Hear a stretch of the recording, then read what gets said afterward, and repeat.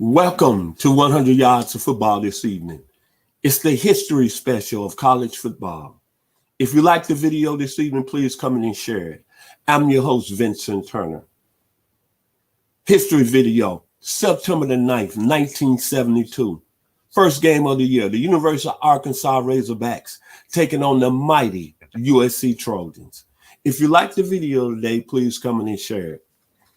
Well, we're trying something new today as I'm going to highlight games of the past that meant so much to college football back in the years of the 60s and 70s. And today I'm going to highlight two schools that came in the preseason poll in 1972 ranked in the top 10. It was the University of Arkansas, which is dear to my heart because I graduated from there in 1982 with a degree in political science. And the USC Trojans, one of the most powerful college football teams in the 60s and 70s. And during that time, you had so many great players and with so much preseason hype. But on that great evening, September the 9th, 1972, it was going down in Little Rock, Arkansas. Before we get started with that game, let me give you a little overall history going into the 1972 season. The preseason top 8 that year were number 1, Nebraska. They had Johnny Rogers. Number 2, Colorado. They had J.V. Kane, outstanding football player at the tight end position. And number 3 was Ohio State with Randy Gradishaw and Neil Cozy. And number 4, it was the Arkansas Razorbacks with Joe Ferguson. And number 5, it was Penn State with John Huffnagel. And number 6, the Oklahoma Sooners, Booner Sooner, with that young man out of Houston, Texas, Mr. Greg Pruitt. And coming in at number 7 in 1972, Roll Tide with Wilbur Jackson, John Mitchell, and Terry Davis. And in at number 8 was the mighty USC Trojans with Mr. Richard the Batman Wood, Mike Ray, and that young man out of the San Francisco area, Lynn Swan. But let me get to the game. It was on a Saturday night. It was the biggest game in the South. Little Rock, Arkansas is only about 2.5 hours away from my hometown, Memphis, Tennessee. I was 12 years old, and at the time, I was starting to become a big-time college football advocate. I was loving the game. I was loving the game so much that I used to fantasize and tear pieces of paper up saying, that's the University of Tennessee over here. That's Tennessee State over here. That's Arkansas over here. But little did I know 6 years down the road, I would be attending the University of Arkansas. But let's get to the game. Arkansas came in 1972 coming off an 8-3-1 record.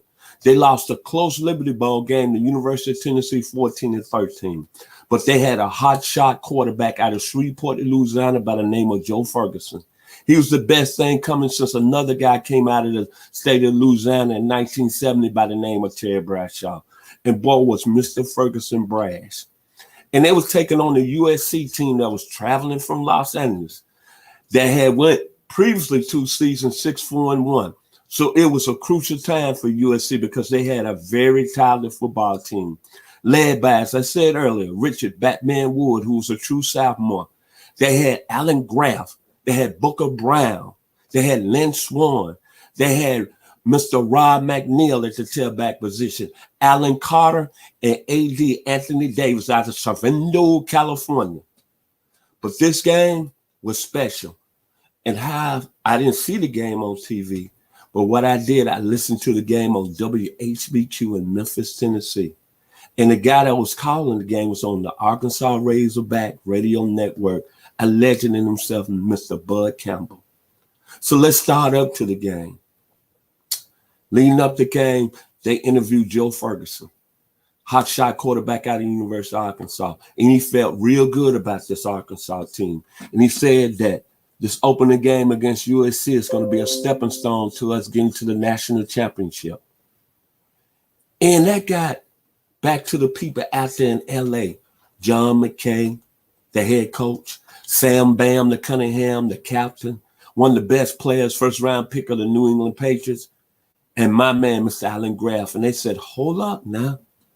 That's kind of disrespectful for you using us as a stepping stone, talking about y'all going to get to the national championship by beating us in the first game. Well, let's go to that hot night evening in Little Rock, Arkansas, in Little Rock War Memorial Stadium. It seats about 54,000. and it was crowded. If you know anything about that stadium, the people are right on top of you. And it's inside the fairgrounds, which also has the zoo. But if you've never been to the state of Arkansas and you don't know about Arkansas football, you know one thing: they got rabid fans. It's the only show in the state. No professional teams. And that evening when USC stepped off their bus and stepped on the field, all they saw was red and white. And one thing, when you step in a game going against the University of Arkansas, before 54,000, you're going to hear this right here. Woo, pig, suey. Woo, pig, suey. And the decimals are going to get louder and louder. So let's get to the game. USC won the toss, elected to receive. Arkansas kicks off. USC got a very talented return man named Manfred Moore. He gets the kick. He goes down to about the 25-yard line, and he's hit. There's a fumble. And Arkansas recovers at the 21-yard line, and all of a sudden the sea of red is coming alive, and the Razorback fans are going crazy. Joe Ferguson brings the offense on the field. They take 3 plays. They don't push it in the end zone, but Andy Bolton kicks a field goal. Arkansas goes up 3-0 in the first quarter. On the ensuing kickoff, this time, Arkansas kicks off. Another very talented running back in the backfield, Alan Carter, receives the ball. He's going down the right sideline. He gets to about the 24, 25-yard line. He fumbles. That's a mad scramble. The crowd is going crazy. But this time, the man that had fumbled the previous kickoff, Manfred Moore, recovers. Now USC goes on offense. They got a senior quarterback in Mike Ray, who is very talented. He also doubles as a place kicker. Well, USC struggles offensively in the first quarter. They have 3 3-and-outs. Kicks it back to Arkansas. Arkansas doesn't do anything offensively. They go 3-and-out. But the Trojans come alive in the second quarter. They go on a 58-yard drive that ended up in a Mike Ray 26-yard field goal. The game is tied at 3-3. It's a battle going back and forth. But USC is starting to kind of control the game. They go on a 57-yard drive. This time, they missed a 26-yard field goal by Mr. Ray. Then, right before halftime, USC goes on another drive. They go 60 yards, and they're stopped on the goal line, and Sam the Bam Cunningham is stopped cold. Arkansas takes over downs, and the game is tied at 3-3 at halftime. You're thinking, hey, USC has got control of this game because they had more yards total offense. They had 185 yards, while Arkansas had 115. But most importantly, USC was dominating the game on the line of scrimmage because they had more rushing yards than Arkansas. They had over 100 yards. So you know that Trojans offense was going to kick in. The second half, USC gets the ball in their second possession, and Mike Ray goes to work. USC say, you know what? We're going to stop running the ball right here. So what happens, Mike Ray, first down on the second position at USC 41-yard line, Mike Ray goes back. He throws a perfect pass to Ed Garrison, who makes a tremendous catch for 39 yards all the way down to the Arkansas 16-yard line. 5 plays later, Mike Ray punches it in. USC goes up 10-3. Kicks it back to Arkansas. 3-and-out for Joe Ferguson in the Razorbacks. Then, this was the determined play of the game. Arkansas up 10-3. Mr. Superstar tailback, Mr. Rob McNeil, out of Baldwin Park, out in L.A. If you know about anything about Baldwin Park, it's a real classy neighborhood for African Americans. And Mr. McNeil was a 6'3" tailback, 217 pounds, built like a Greek god. He gets to work. 3 plays. As the USC is driving, he has a run of 5 yards. Then he has a reception of 14 yards. And 2 plays later, he takes it in the end zone. And all of a sudden, the Trojans go up 17-3. Then, ball is kicked back to Arkansas. First play of the ensuing drive, Joe Ferguson gets knocked out of the game. Okay, quarterback that replaces Joe Ferguson comes in. Then on third down, Joe Ferguson's back in the game. He's still woozy. He goes back to pass. and it's intercepted by a guy who's a tremendous football player at USC, 3-time All-American, out of the state of New Jersey, representing Mr. Richard Batman Wood, leaps and picks off a pass at the Arkansas 35-yard line. And then you want to know what happens? The Trojans take it in, and they go up 24-3. So the game is starting to change a little bit. Excuse me, they go up 17-3. So the game is starting to change a little bit. The Trojans are taking control. Now we go to the fourth quarter. Arkansas gets the first possession of the fourth quarter, don't do anything. They have a punt that's down inside the USC 10-yard line. The Trojans are struggling to make first downs. So it's 3rd and 17, 17-3. The crowd is going wild. The Razorbacks are raising the decimal mark. Woo, Pig Sooie. Frank Burroughs, who's the head coach at the time, out of Decatur, Georgia, by way of Georgia Tech. He sends an opportunity for the Razorbacks to get back in the game.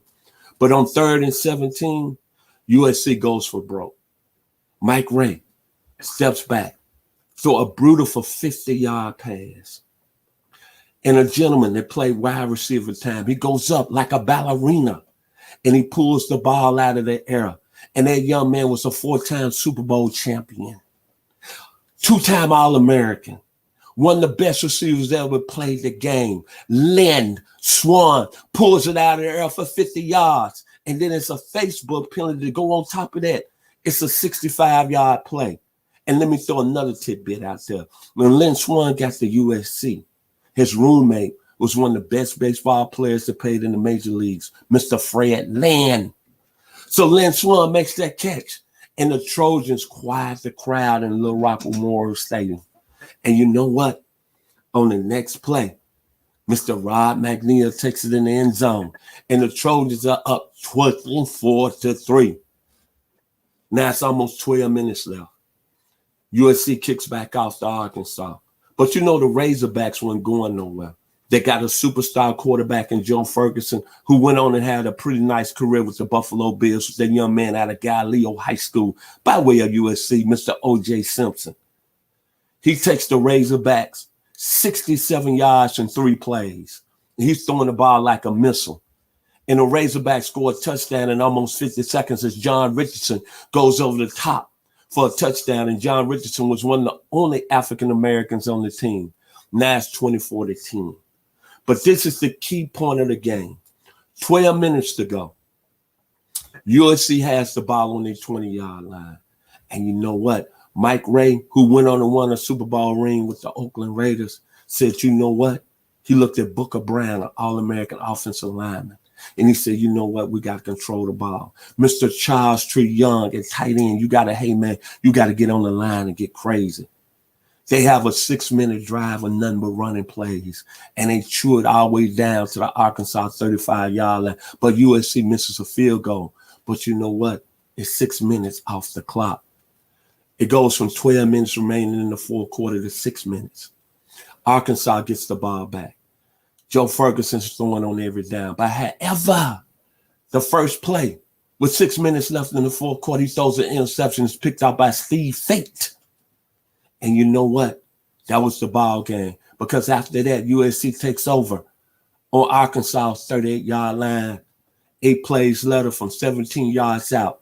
My man, the captain, out of Santa Barbara, California, had a great 9-year career with the New England Patriots. His little brother, Randall Cunningham, played with the Philadelphia Eagles and the Minnesota Vikings. Sam Cunningham went in from 17 yards out. USC 31, Arkansas 10. And that's how the game ended. After the game, there were some people saying that this USC team was going to be special this year. But this was the words to Joe Ferguson after the game. He said, you know what? We played a great football team. And it would really surprise me if they don't go undefeated this year and they don't do something great as being the greatest college football team that's ever stepped on the face of this earth. Well, you know what? The 72 Trojans beat 6 teams in the top 10 that year. 6. Let me get my notes. They beat Stanford that year with Reggie Sanders. They beat Washington that year with Sonny Sixkiller. They beat UCLA that year with James McAllister. They beat Notre Dame that year with Tom Clemens and Dave Casper. And they capped it off in the 1970 Rose Bowl by beating Ohio State. They had a freshman by the name of Archie Griffin. They had a linebacker named Randy Grattershaw. And they had a defensive back out of Miami, Florida named Neil Cozy. When you think about the USC Trojans, after this game, they went on and had one of the greatest seasons, and they might be the best single-season team in college football history. I'm going to sum one thing up. Two things. They averaged 38 points a game offensively. As I told you, they beat 6 teams that was in the top 20 that year. And most of all, this is the key stat. 13 All-American. Let me see. 13 All-Americans, and 33 players drafted in the National Football League. This was a special football team. Marvin Carr, Charles Phillips, Anthony Davis, Pat Hayden and J.K. McKay were sophomores. They were second string. Lynn Swan, Richard Batman Wood, Booker Brown, Charles Anthony, Charles the Tree Young. This was a special football team that had a special night in Little Rock, Arkansas. So my final words about that game on that evening as I listened to it on WHBQ out of Memphis, Tennessee at 8 p.m. Central Standard Time that evening. This USC team is something special, and when I think about them, it's like the great Edgar Winter Band. Come on and take a free ride, free ride. The Trojans took a free ride that season to the national championship, and it wasn't even close with any team. But kudos to the University of Arkansas coming in as a preseason number 4. And I like to say that was a special time because they had a special player in Joe Ferguson.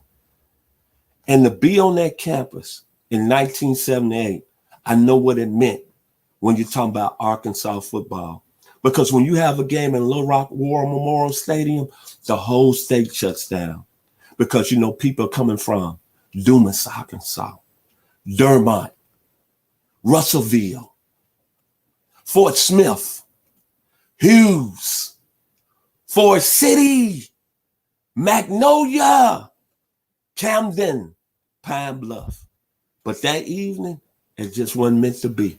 Because the mighty Trojans, LA, baby, Hollywood. If you like the video this evening, please comment and share it. I'm Vincent Turner of 100 Yards of Football. Kudos and have a blessed evening. Peg, Suey, and kudos to the 1972 USC Trojans.